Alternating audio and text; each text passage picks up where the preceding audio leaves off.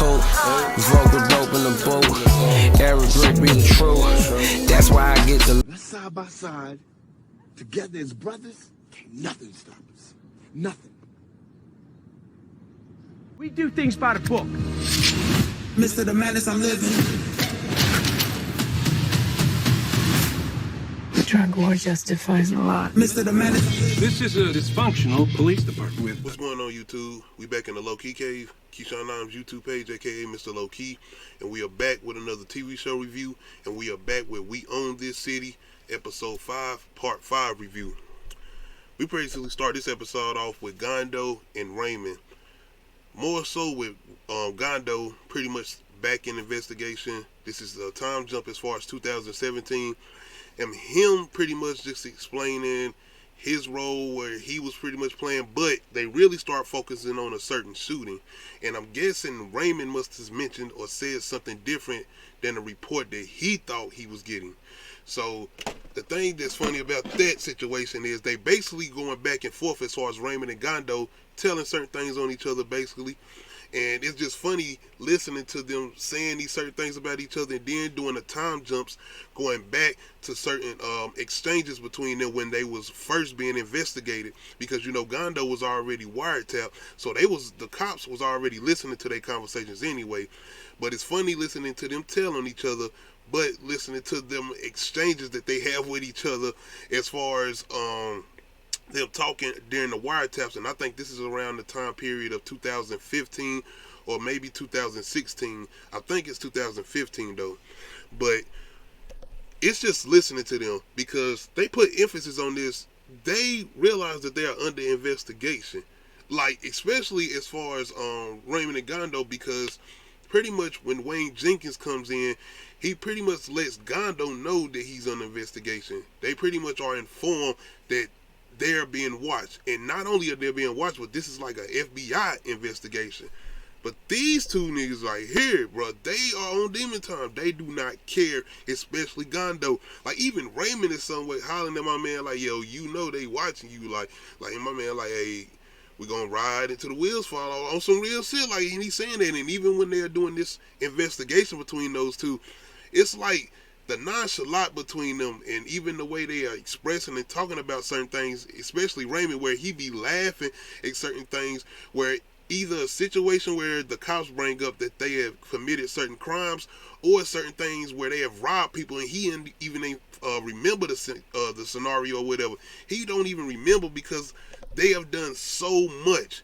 And it's just like I said, just that nonchalant attitude, like, oh shit, yeah, we did that. I wasn't even thinking about that.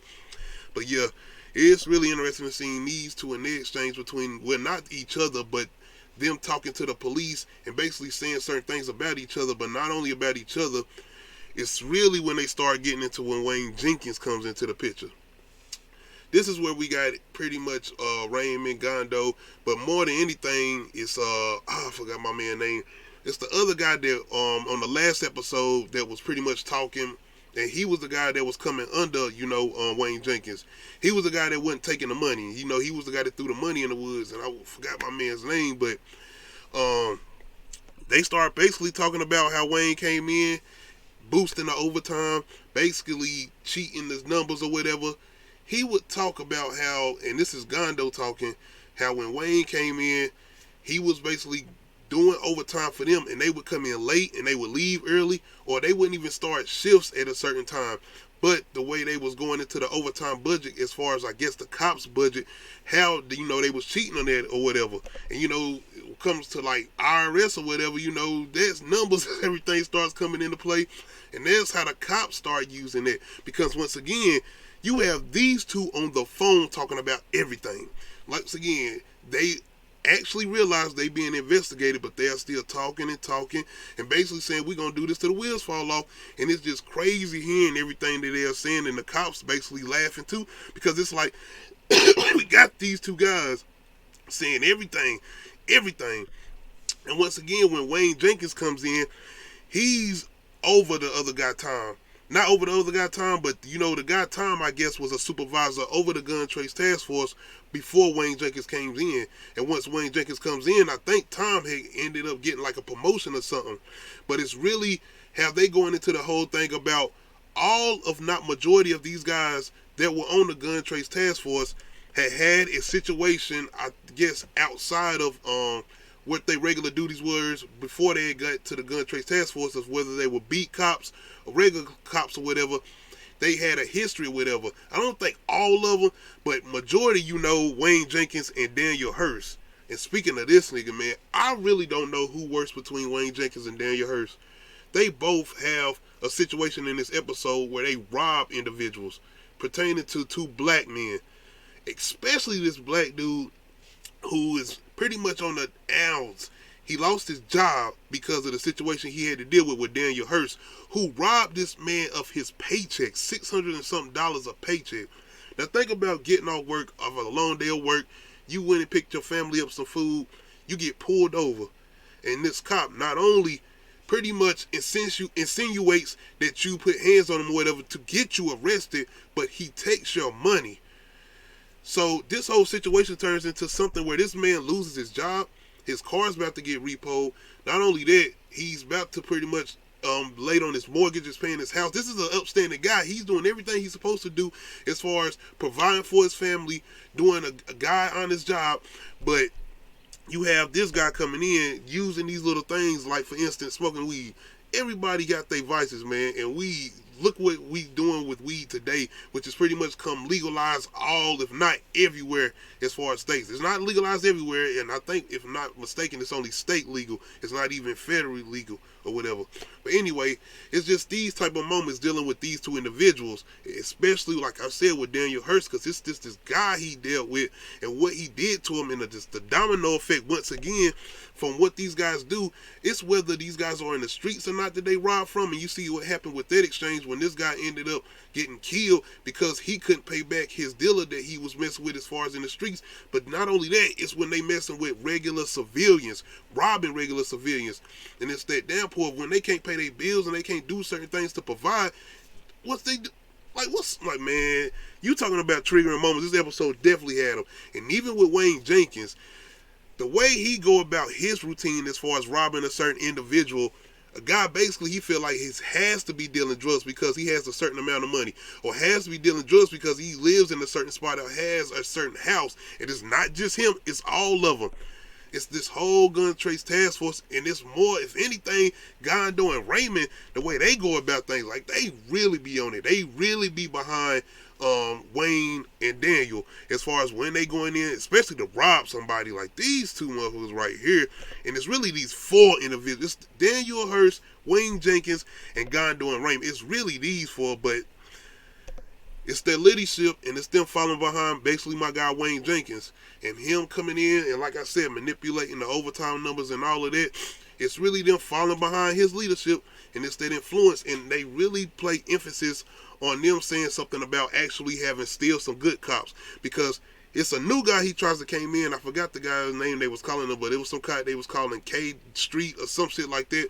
But it's a new guy who ends up coming in under them as far as being part of the gun trace task force, and he's basically an honest cop, because they end up trying to test him as far as Daniel Hurst and Wayne Jenkins, basically asking him a little question here and there about basically robbing certain people or drug dealers if they just so happen to come across their stash or whatever.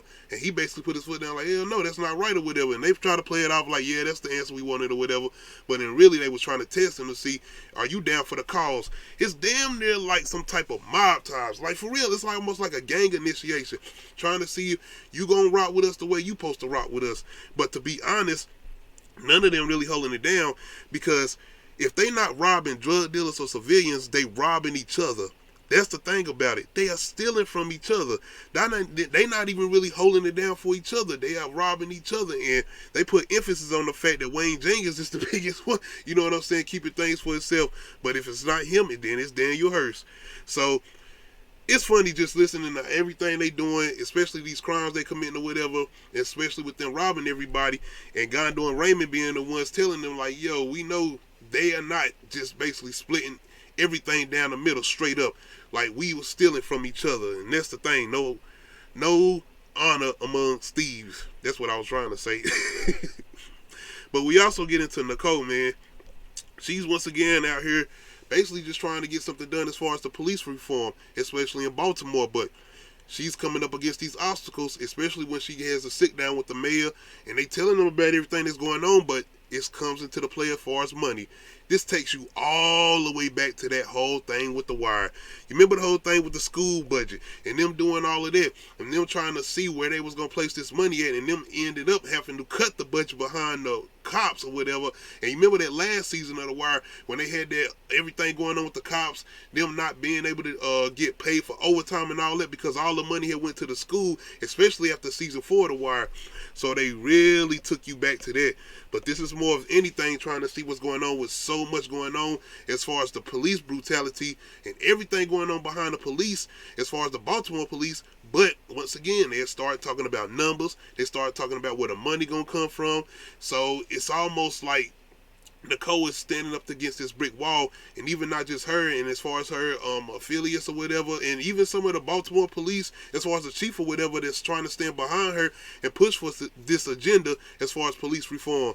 And it's basically going in one after the other, because once you start talking about money and all this and the third, and start spending and this and the third, they're not trying to hear that, especially when it's talking about the police or whatever. So it's still more obstacles in the way as far as what she's trying to get done. But this is leading into, and as far as this episode, and you have these cops basically getting everything together as far as their investigation, because this ends up leading into the arrest of the Gun Trace Task Force, because once again, they got everything, man. They got them talking about everything, especially Gondo and Raymond. So that's the part. I wish they would have showed my man Daniel Hurst getting arrested, though, because this leads up into the scene of seeing Wayne Jenkins, you know, in that first episode, pulling up to the police headquarters or whatever, him walking in there nonchalant, everything all good or whatever, not knowing that this was leading into the arrest or whatever. But this is basically everybody from the Gun Trace Task Force showing up to the job or whatever that same day that Wayne Jenkins showed up, and everybody getting arrested or whatever. So once this happened, this goes news-wide or whatever, and they even have certain lines that was from the real, as far as going into the real arrest or whatever, basically playing emphasis on them calling the cops basically 1930s gangsters or whatever. So they do start going into that, but we get to my man Sean Steele, because he sees this coming across the news or whatever, and you got to remember, he was a part of the whole Gun Trace Task Force, and he was in situations with Wayne Jenkins. He worked real closely with Wayne Jenkins. So they never really showed if he had took that money or not or whatever. And that's one thing about it too. They never really got into that whole thing or whatever. So I was real curious about where they was going to go with that. But it's obvious he had some things going on, because he almost goes into, like, I ain't going to say like getting like anxiety or whatever, but it's the expressions he has going towards the end of this episode, and the whole thing with the news broadcast coming across showing that they arrest the Gun Trace Task Force. So it's going to be real interesting to see what he was involved in or whatever, to see what happens with him, because he definitely seems like he has some things going on, or he maybe took something here and there, I don't know. But the way he basically hyperventilating by the end of this episode is definitely something there as far as his position and whatever he had going on when he was a part of the whole Gun Trace Task Force. Because like I said, it seemed like he wasn't really going with everything Wayne Jenkins was doing. He was backing him up, though. That's the thing. It wasn't like he was trying to stop him. It just seemed like he wasn't with everything that he was doing. But it's really going to be interesting to see moving forward, going into this next episode. And I got to see, is this the last episode coming up? This might be the last episode as far as episode 6.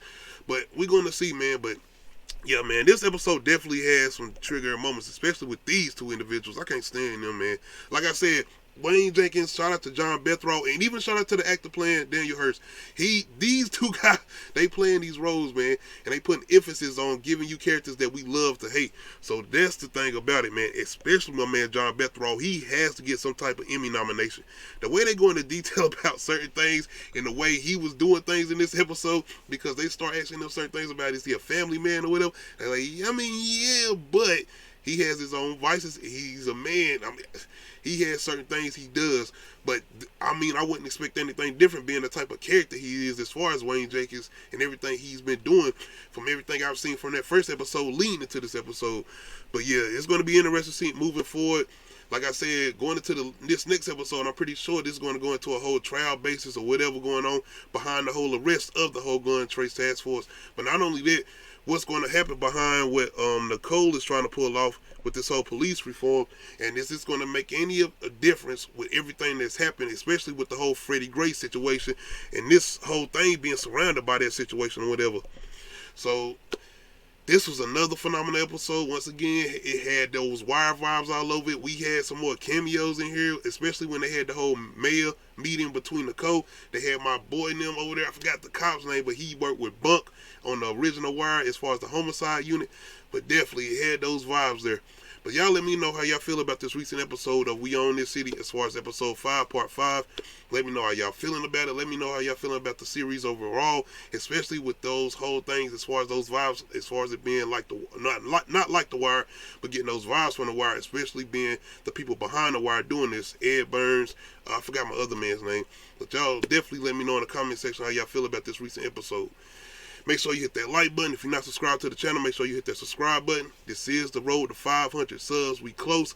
I'm working on doing something. I'm going to talk more about it on a new episode of Uncut Ish Talk Friday. But y'all definitely make sure you hit that subscribe button if you're not subscribed to the channel.